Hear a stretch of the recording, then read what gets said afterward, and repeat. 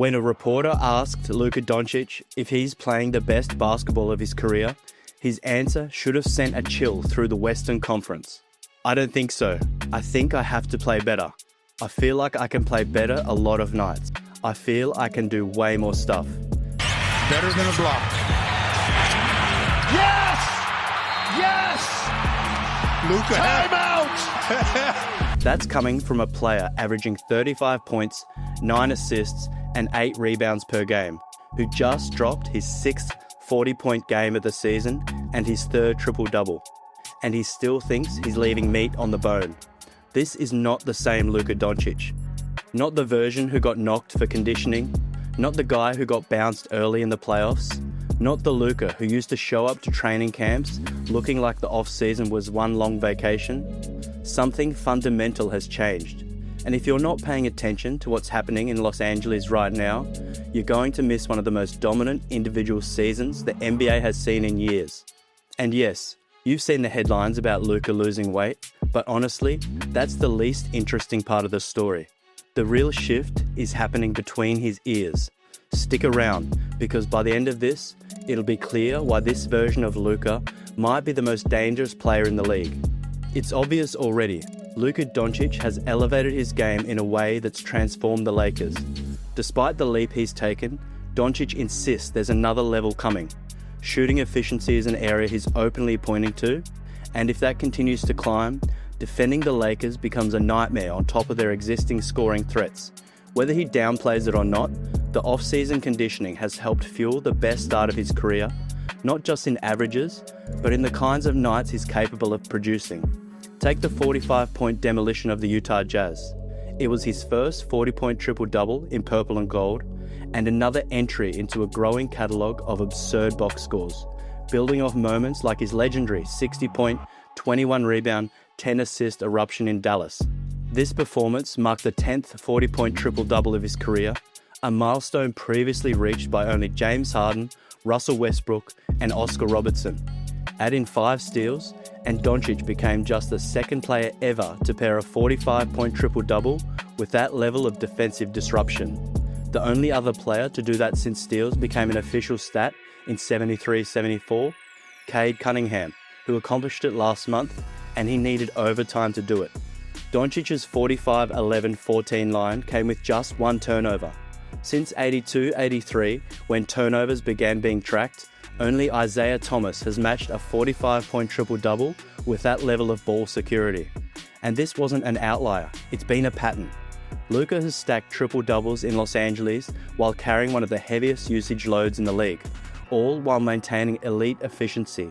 For the Lakers, his ability to both initiate the offense and close games has quickly made him the engine of a roster that already features LeBron James.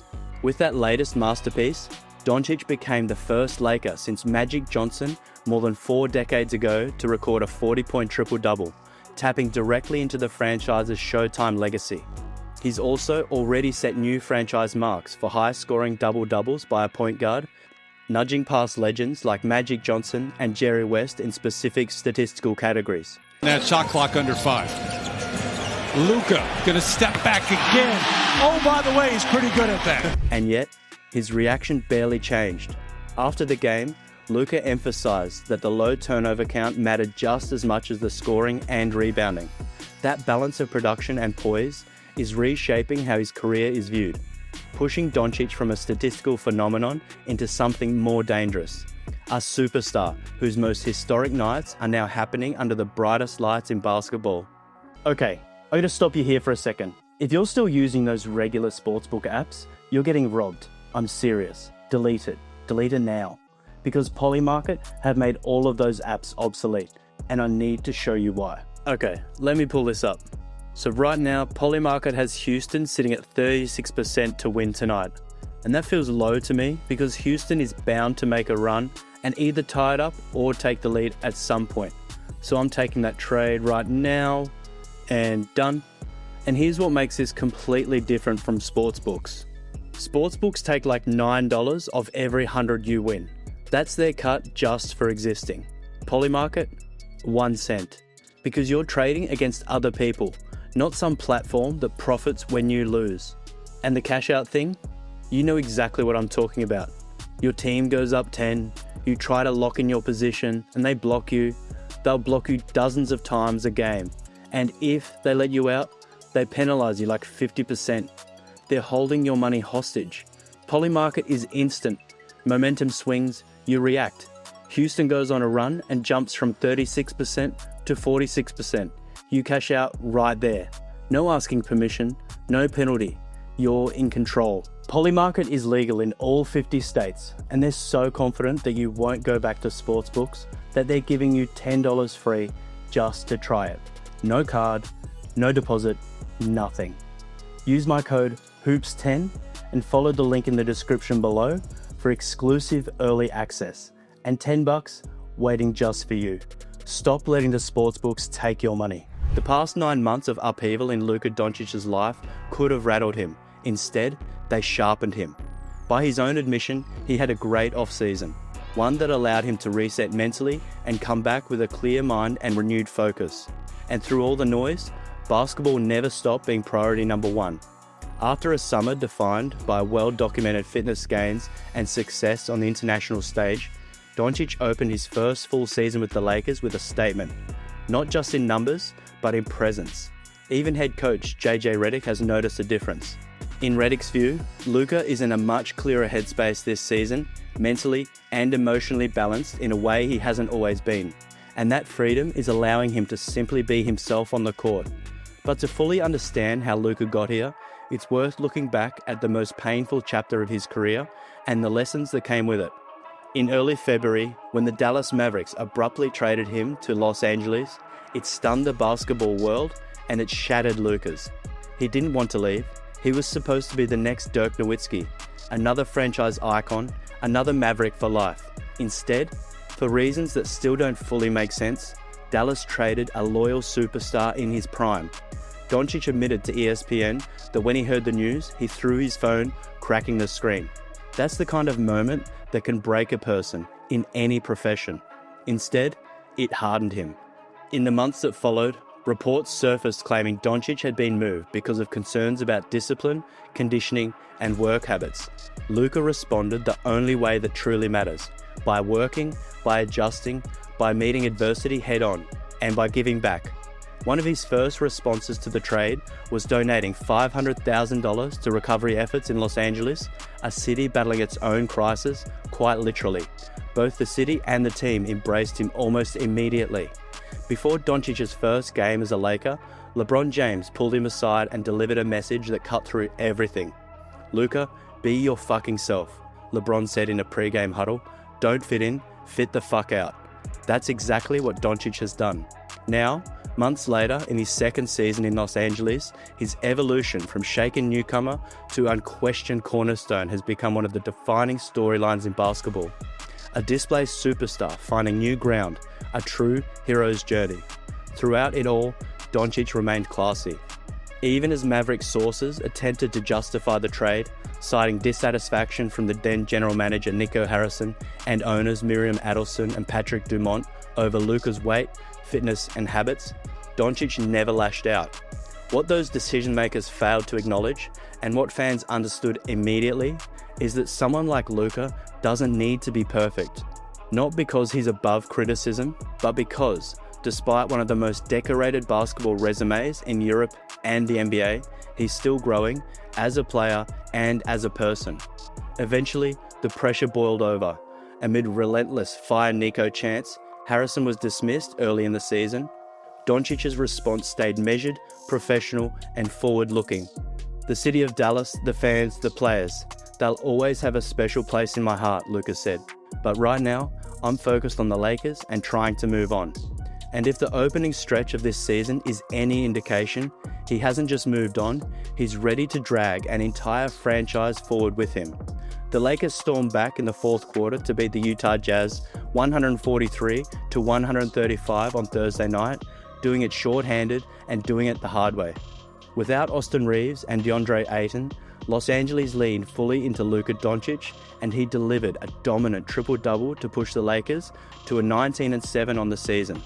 Yes, the Lakers gave up the most points they've allowed all year, but they also scored the most points they've scored all season. That's because when the game tightened, the Lakers detonated. They outscored Utah 41-29 in the fourth. For most of the night, it looked like the Jazz were in control. Keontae George carved up the Lakers for 34 points and 8 assists, and Utah held the lead through nearly 3 full quarters. Then the fourth quarter started, and everything flipped. An early Lakers surge gave them their first lead since the opening minutes of the game, and after struggling from deep all night, just 7 made threes on 25% shooting through 3 quarters, the Lakers suddenly caught fire. 6 threes in the fourth, 6 of 11 attempts, including one from the center court logo of Luka Doncic's hand. The Lakers stretched the lead to 12, but Utah didn't go away quietly. They cut it to 134-130 before Luka calmly found Jackson Hayes on a lob for his final assist of the night, an emphatic dunk that sealed the win. And just to make the moment even more Luka-coded, he had been jawing with a Jazz fan courtside all night, and after that Hayes dunk, he turned and let him know, "Sit down, how are you doing now?" Despite constant traps and double teams, Doncic scored 10 of his points in the fourth quarter alone, controlling every possession as the Lakers closed the door. Even LeBron James was left shaking his head afterward. "That's Luka magic," LeBron said. "It's no surprise, he's just so damn good, it's ridiculous." But the numbers Luka cared about most wasn't points, it was the turnovers.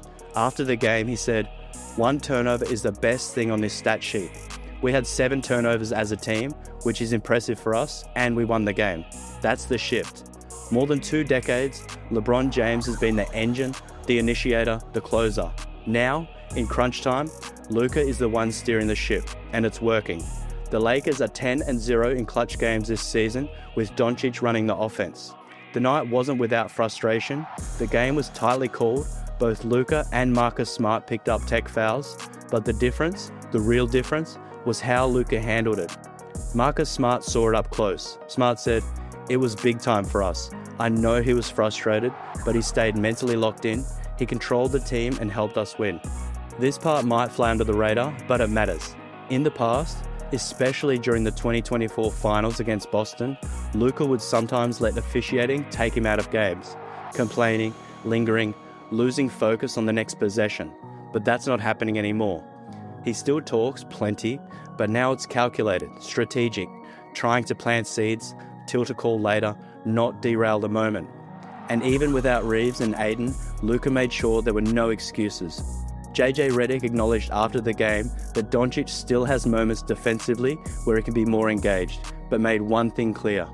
He played more than well enough to lead the team to a win, and more importantly, he played like someone who knows exactly who he is now. We're 25 games into the season, and Luka Doncic looks like a different player. Not because of the weight loss, although that helps. Not because of the new uniform, although the fit in LA makes sense. It's because, for the first time in his career, the physical conditioning matches the mental focus. The body is ready for what the mind has always wanted to do. The question now isn't whether Luka can sustain this, it's whether the Lakers can build around this version of him in time. Because if he's this locked in through April, the Lakers might have something to say to a 2-horse race in the West. Hit the like button if you think Luka's going to win MVP this year. And comment below who you think the Lakers need to add to this roster to become serious contenders in the West. And if you enjoyed this video, check out one of these on your screen now.